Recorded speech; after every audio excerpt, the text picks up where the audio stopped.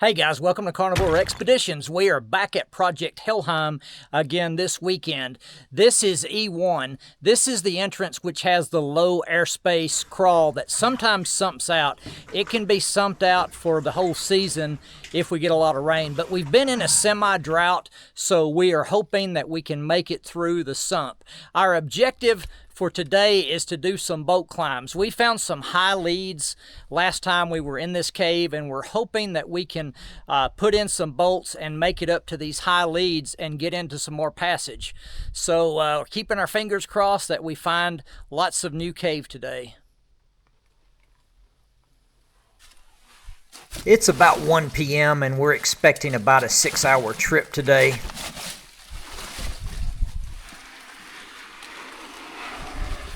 Oh wow, there's a lot of wind coming out of the cave today.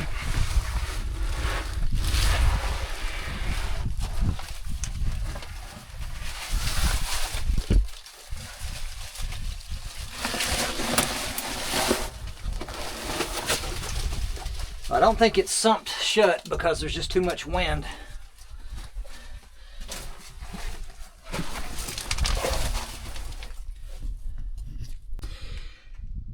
We made it to the ear dipper, and this is the spot where you just have to get wet right off the bat. There's just no way around it.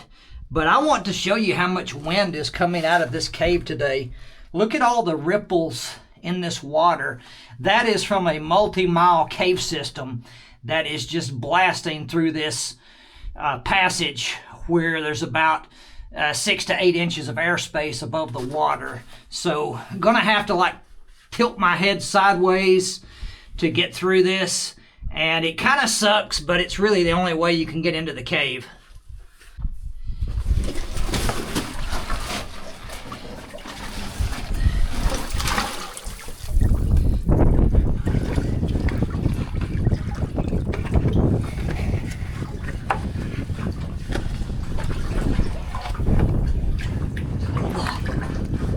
Gosh, listen to that wind whipping through this tight space.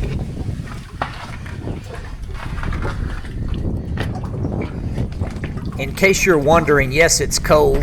This water is probably between 35 and 40 degrees.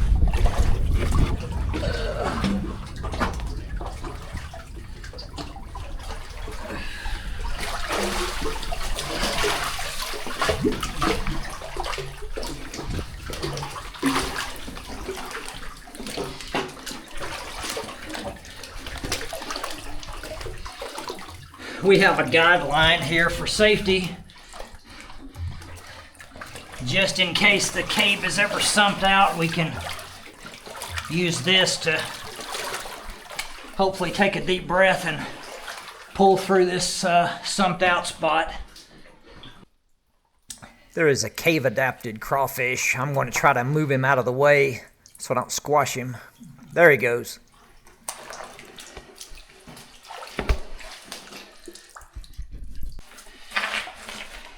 We call this the football rock, and the reason we named it is because it's at the end of a 600-foot really nasty crawl. So we know when we make it to the football rock that we're getting close to better passage. We are back in one of our rooms where we did a bolt climb last year, and I'm going to pull this rope down. This rope here goes up about 30 feet into a window, and if you would like to see what we found at the top of this climb, I will link that video to the end of this video. That way you can check it out. But today I'm going to pull this rope down because we've already mapped what is up there, and we don't need the rope anymore. As a matter of fact, we can use this rope for other projects. All right, I am climbing up into this window which we bolt climbed last year. I have already taken off all of the hangers except for the one at the very top. This is a very pretty section of the cave, and we were very careful not to damage any of this flowstone. Here are the bolts we put in last year. I'm going to undo this double figure 8 and put in a beaner block to pull it down. Alright, got a pull down rigged here. I'm going to rappel down one side of the rope and pull down the other side. Just have to make sure I'm on the right side.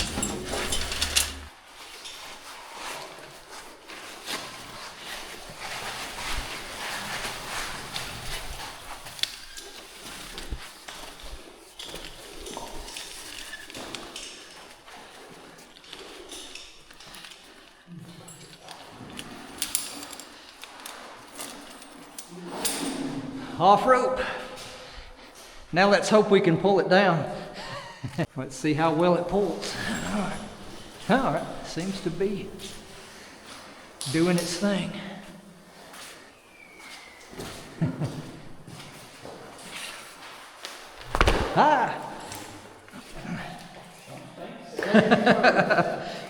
Oh, I smacked myself in the head with the rope.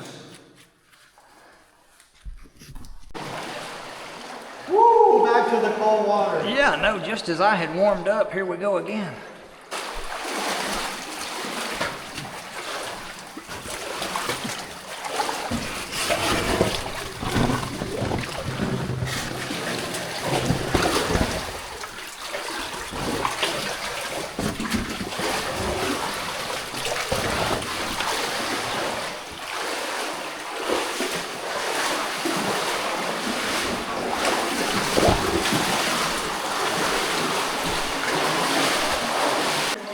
We are headed to our work spot for the day. It's about a mile inside the cave, and we've just got a little ways to go. I never get tired of this beautiful cave passage.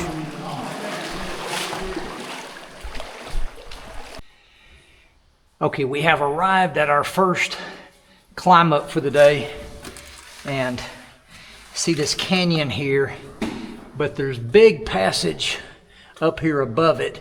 And I know it doesn't look like much on camera, but trust me, this is very slick and it's higher than it looks. So you may be thinking that, oh, I could just free climb up that, but no, you can't, because we've already tried, and you get about halfway up it and you slide right back down. So we're gonna put a bolt, make it safe, and hopefully see what's up here.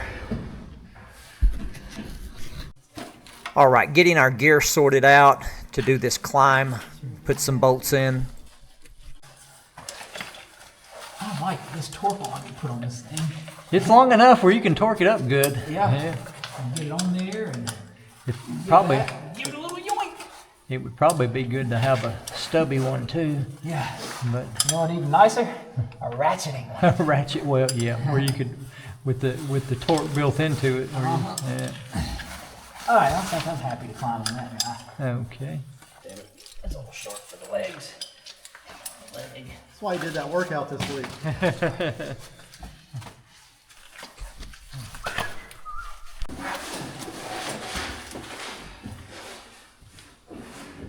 Oh my freaking gosh. You got passage? I've got ginormous ceiling room in both directions. Oh, wow. Not even kidding, y'all. Well, there's certainly a high ceiling. Man. All right, we've made it up to the top of this climb, and we're putting in a fixed hand line, which we're going to leave in the cave. We're going to take out these bolts, which are holding these etriers, so these will not be permanent fixtures in the cave, and we should have a good hand line that we can use to get up and down this route in the future. So everything seems to be coming together better than expected. Those ciders you've been drinking.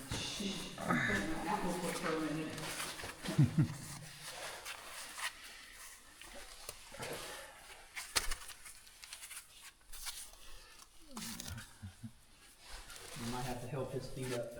Yep, like you did for me. I think it's maybe easier to place them going up, maybe. Plus your handholds help too. Forgot if I left one higher. Did I leave a handhold higher up the rope? Are you going to use that one now? Yeah, there's It's going to sink down on you. Yeah, there's one higher. Oh wow, there's a hole to fall off on the other side. Fall both sides of this. That's why I was like, do we need vertical gear for this? Not really. We need to get this knot system. So we just need to be careful as well. Yep. I know this probably looks flat on camera, but this is much steeper than it looks. It always is.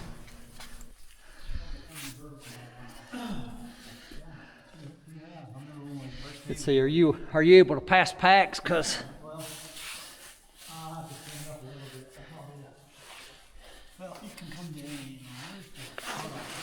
But I'm starting to get used to this type of stuff and actually enjoy it. Like the technical. all right, we have climbed up into Virgin Passage, and this is a big room. We have passage going in that direction, and we have passage going in that direction. Looks like it's going up a big mountain, so this is definitely a good find. I mean, this is a huge room. You could put a 3-story house in this room. It's just a mud rimstone pool. It's a rimstone pool without any water in it. There's also that down there. That just goes down to the stream. Yeah, so Yeah. I'm trying to figure out how you got over there. I just kind of came across the middle, but I was careful where I I stepped. didn't even see any tracks. Oh, Pretty good job. I just stayed on the edge. There may be a little hole up there, but it's not much. I think if you go in chronological order, this is about the third huge upper chamber we've found in this cave, and there are multiple huge chambers. All right, you ready? Yes, sir. 11.13, azimuth 168.6, Okay. positive 0.3. Okay. Okay.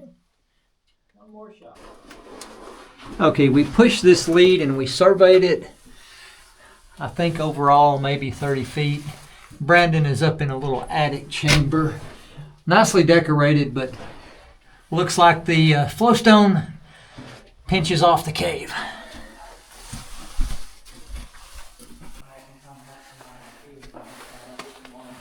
This is sketchier and steeper than it looks.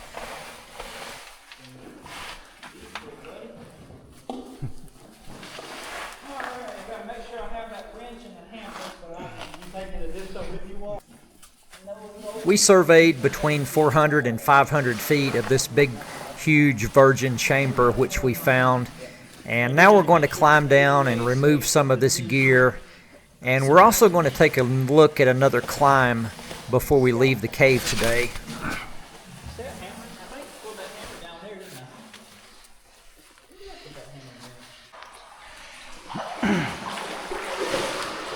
Okay, looking at another bolt climb for next time. Looks like you can access it from up there or over here, right? Yeah. So there are two. Yeah, a lot of flowstone here. Yeah. Well, I don't know. You just have to pick your poison. Yeah, I think a nice solid line. Okay. We're making our way out of the cave. Brandon has kind of been our Sherpa today. He's been carrying 2 swagos, which is really helpful. Oh, man. Woo! I know there's a really deep one around this corner, too. Oh, I found a hole. You found a hole? Yeah. I cannot believe how clear the water is. Yeah, no, it is. Like crystal clear mountain spring water. We are wearing wetsuits underneath polyester clothing. It would be very dangerous to come in here if you're not properly prepared. All right.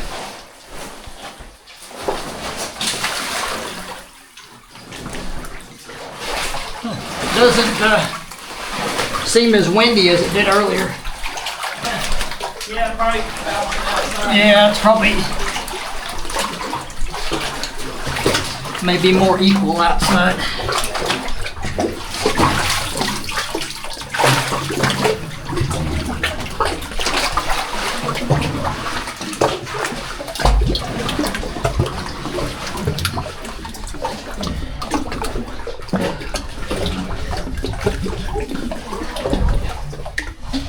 Okay, my ear got dipped. Oh no, Oh, not the ear dipper.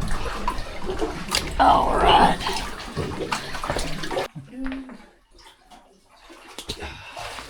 That's refreshing.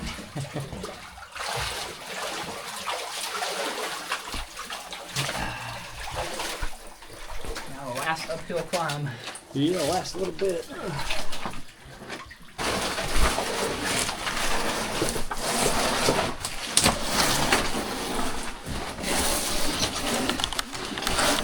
Well, is there any daylight?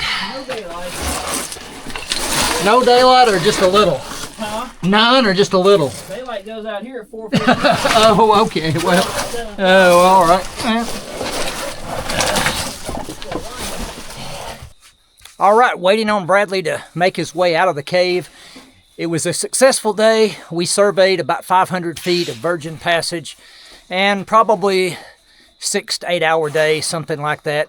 We found some more leads we're going to have to check out next time. So subscribe to our channel so you don't miss the next episode.